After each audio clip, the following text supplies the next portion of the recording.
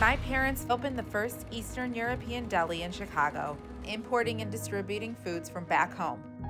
Kefir is an ancient fermented drink, prized for its health benefits. Recipes are passed down from babushka to babushka. Grandmother to grandmother. Armed with the family recipe, my father began making kefir in our basement, and in 1986, Lifeway Foods was born. You are at Lifeway Foods Incorporated. Is the country's largest producer of kefir. I never imagined I'd one day leave the company.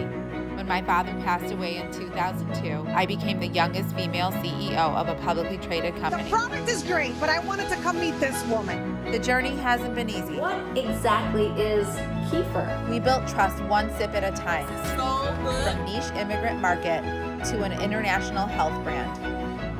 One recipe, one dream, and a journey that's still unfolding. American-made kefir, the best kefir in the world.